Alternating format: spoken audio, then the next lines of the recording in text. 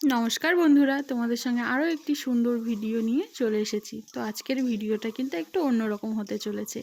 অন্যদিন আমি তোমাদের সঙ্গে একটাই রেসিপি রান্না করে শেয়ার করি। তো আজকে শনিবার, যেহেতু আজকে কত ভাগে রান্না করেছি এবং কত কিছু রান্না করেছি তারই ছোটোখাটো একটি ব্লগ ভিডিও নিয়ে চলে এসেছি। তো প্রথমেই দেখাচ্ছি পটলের ভিতরের শাঁস, যেটা পেকে গেলে তো হয়, সেই শাঁসটাকে আমি কালো জিরে কাঁচা লঙ্কা দিয়ে ভেজেছি, সাথে ঝুরো ঝুরো আলু ভাজা করব। আজকে যেহেতু শনিবার, তো আমার প্রত্যেকটা রান্নাই কিন্তু নিরামিষই করব।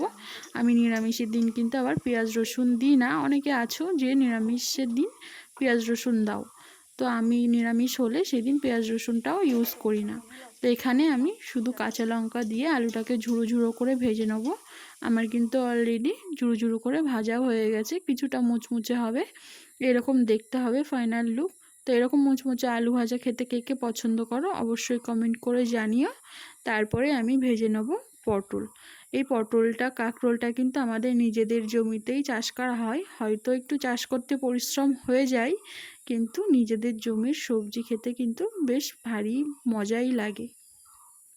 নিজেদের ঘরের সর্ষে ভাঙানো তেল, নিজেদের ঘরের ভাঙানো চাল খেতে সত্যি ভীষণ ভালো লাগে। এই অনুভূতিটা আমি শ্বশুরবাড়িতে এসেই পেয়েছি।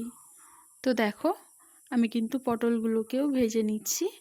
আর আমি কিন্তু পটলের খোসাটাকে এইভাবে ছাড়িয়েই ভাজা করি। আমার মতো এরকম খোসা ছাড়িয়ে পটল ভাজা খেতে কে কে পছন্দ করো অবশ্যই কমেন্ট করে জানিও। খোসা সমেত পটল ভাজা খেতেও পছন্দ করো। আর এই পটল ভাজাটা কিন্তু বন্ধুরা মুগ ডালের সঙ্গে বেশ ভালো যায়। আমার কিন্তু ভীষণ ভালো লাগে। তোমাদের কাদের কাদের ভালো লাগে সেটাও কমেন্ট করে জানিও। তারপরে দেখো, আমি এখানে কাঁকরোলগুলোকেও ভেজে নেব। এখানে কিন্তু কাঁকরোলগুলো আমাদের নিজেদের জমিরই কাঁকরোল। আমাদের জমিতে চাল কুমড়ো, কাঁকরোল, পেঁপে, পটল সবটাই চাষ করা হয়। তারপরে আমি এখানে জিরে, আদা, শুকনো লঙ্কা, তেজপাতা ফোড়ন দিয়ে মুগ ডালটাকে সোমবার দিয়েছি। আর নামানোর আগে এখানে দেব ভাজা জিরের গুঁড়ো আর ভাজা ধনের গুঁড়ো। এরকম করে মুগ ডালটা রান্না করলে কিন্তু বেশ সুন্দর খেতে লাগে। আর এরকম নিরামিষের দিন সিম্পল কিন্তু খুব অসাধারণ খাবার আমার কাছে। তোমাদের কাছে কাদের কাদের এরকম খাবার পছন্দ সেটাও কিন্তু কমেন্ট করে জানিও।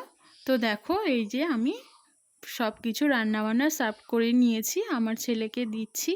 তো আমি মুগ ডালের সঙ্গে একটা লেবুও কেটে নিয়েছি। এই যে পাশে অল্প করে মুগ ডালটাকে নেব, তারপরে এখানে লেবুটাকে একটু চিপে নেব। লেবুর রসটা দিয়ে ভাতটাকে একটু মেখে এরকম ঝুরঝুরো আলু ভাজা নিয়ে জাস্ট মুখে ভরে দিলেই একদম পুরো স্বর্গ মনে হবে।